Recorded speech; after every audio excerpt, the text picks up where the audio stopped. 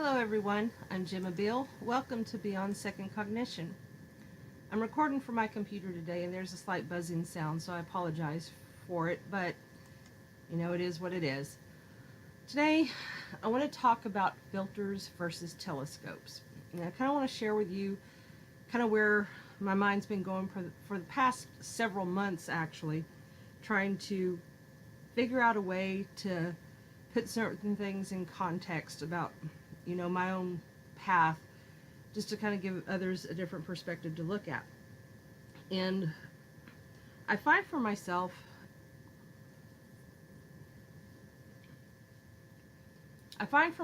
when I am having a difficult time putting things into words, my PSOYCA will kind of nudge me in a certain direction. And one of the things that I've always been fascinated with was photography. I love pretty views and pretty pictures, and a long time ago I bought myself a camera wanting to get into photography and take all these awesome pictures, and I would see these cool images or cool places or cool people, and I would take this picture and I'd get them developed. Oh, this is before the digital age, but I would get the pictures developed, and the pictures looked nothing like what I saw with my eye and through the lens. And it always kind of frustrated me because I always see such beautiful pictures in magazines and stuff like that. Well, several years ago, I went and got a decent camera. It's not like one of the best or most expensive, but I encountered the same thing. I take these pictures that to me, with my eyes, just look so beautiful, but when I get the digital representation, it just isn't what I saw in my mind's eye or with my physical eye. And I was talking to a friend one day who happens to be a photographer, went to school for photography, and I was going over my conundrum because her pictures was just so awesome. And she told me, she goes, "Oh, you have to have filters. What kind of filters did you use?" And I'm like, "What do you mean filters?" And she explained to me that, the reason all of these pictures that we see on the internet and everywhere else in magazines, the reason the pictures look so sharp and fantastic is because the photographer always adds filters to make the pictures look better. So a couple of weeks ago, I got a push wanting to start taking pictures again. And Endel and I have been talking over the last couple of months about this whole God, creator, and all of these different phases that we went through of all these different beliefs, because we have so many people who are wanting to stand in their own PSOYCA power, but they just refuse to let these beliefs go.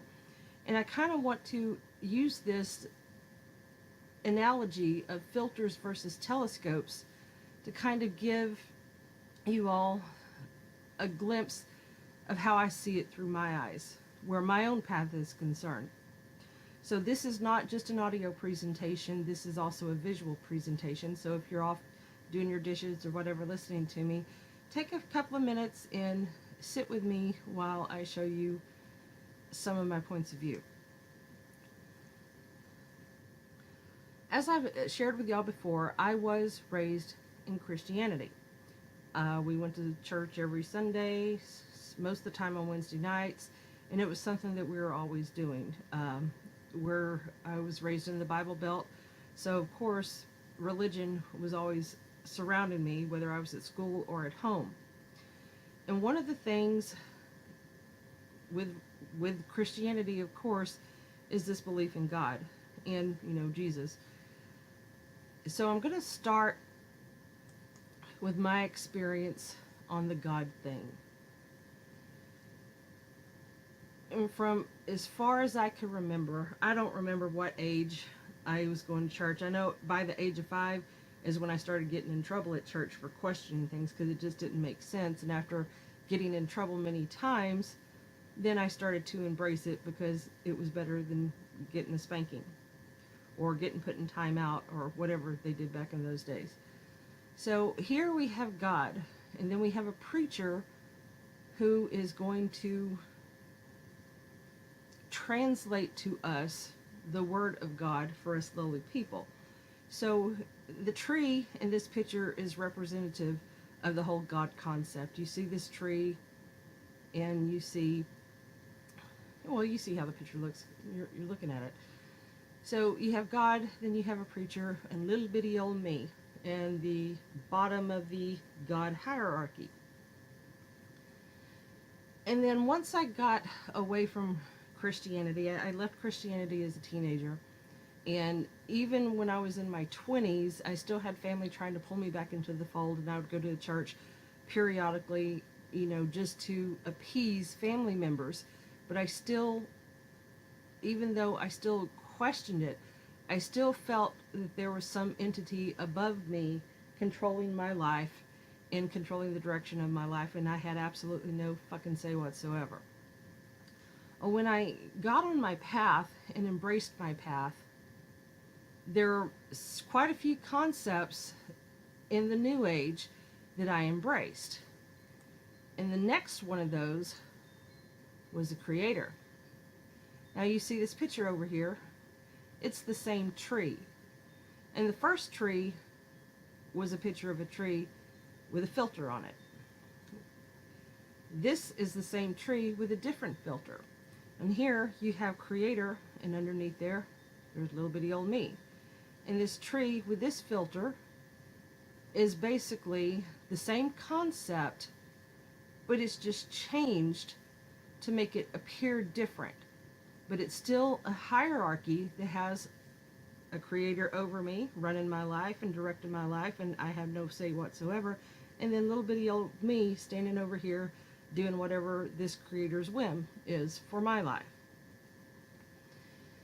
And then I went through the source phase. Once again, we have the same tree with a different filter to make it look different, but it's different because it's not God anymore, it's source. The source of what? Hell, I don't know. I don't even remember. But there's still this source up at the top and little bitty old me down under here. And I think with source, you actually do have some say about your life, but not much. Ultimately, they still have the decision of what your life is going to be like and what you are going to do with your life. And then I heard about the universe. Oh, the universe is totally different. It is not the God concept. Same tree, different filter, but the universe is something that you work in collaboration with. Here's the big old universe, and here's little bitty old me. So it's still in that hierarchy, it just has a different filter, and it's described a little bit differently to make you feel more empowered because you are a part of the universe. So in some way, you're kind of the universe. I don't know, it's still kind of sketchy to me. And then there comes the God within. Same tree, different filter. I am God, right? No. God is within me. Or am I supposed to be God? Shit, that one's still kind of sketchy too. But it was in this phase that I started asking, what am I looking for? What am I looking at? And it just left me with a whole slew of questions and left me, quite frankly, very confused. And then I stumbled across the divine spark. Yeah. So according to this concept, don't forget to look over to the right. Same tree, different filter. So the divine spark, I think, is like God within me, but I'm not quite sure. Once again, because it's very sketchy and it's very enigmatic and kind of confusing. But I think we've got the divine spark that's in, and I'm like all around it, so that would make me a divine spark. I mean, I really did embrace this for a while, but I'd never really clearly understood it because it does not make sense. It doesn't make sense to me logically, and it damn sure didn't make sense to me intuitively. And then we get to the big one. The last bastion of my beliefs. The cosmic oneness. As you can see, same tree, different filter, but in this one, the hive was the top of the hierarchy, and there you stand with everybody else. You don't really exist in this hierarchy, and neither do you. And that's one thing you got to remember. So we're sitting here looking at all these beliefs that could be tied back to religion or theosophy in the New Age and all this other stuff, and you've got the same damn picture. It's just a different filter every single time, and nothing changes. You're still within a hierarchy with something else above you. Well, there's that one that is something within you, I think, but you're still standing there, not sovereign, not independent, not creating your own life. Think about that. Now, that's the example of filters, because every single one of those is filters for us to perceive what these belief systems are trying to tell us or control us, however you want to look at it. And then when I got through getting through all of those beliefs and I started to step onto my PSOYCA path, I felt about as big as the top picture that you see over there. And I was felt very small, very fuzzy, very confused, and very damn insecure.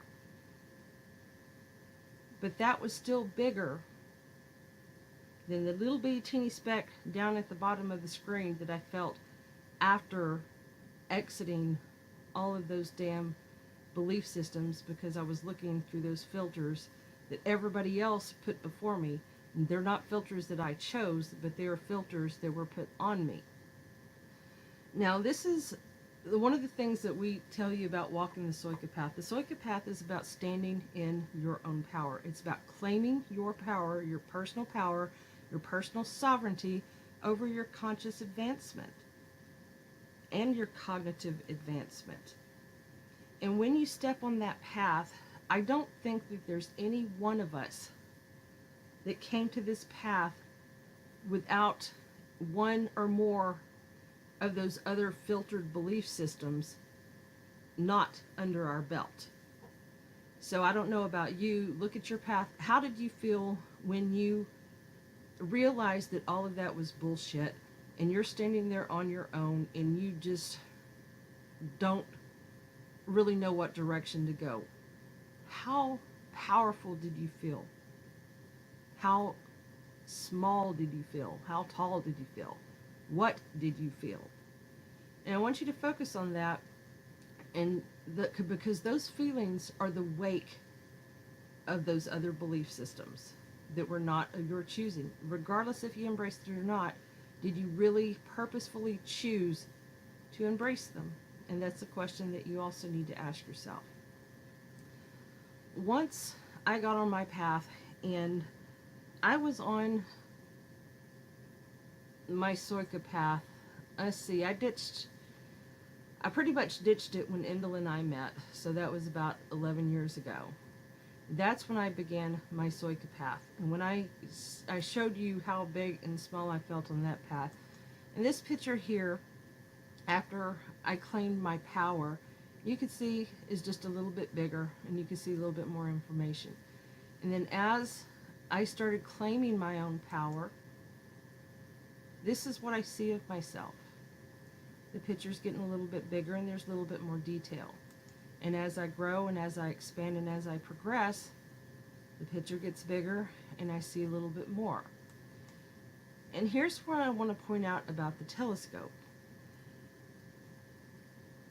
I see this 3D life as like looking through a viewfinder. For all of you people who grew up in the 70s and 80s or 60s, you know what a viewfinder is. And maybe some people in the 90s might know what a viewfinder is, but you've got this little thing and you stick pictures in there, and they're pre-designed pictures. You look through it, they look like little binoculars, and you pull the thing and it shows you a new picture.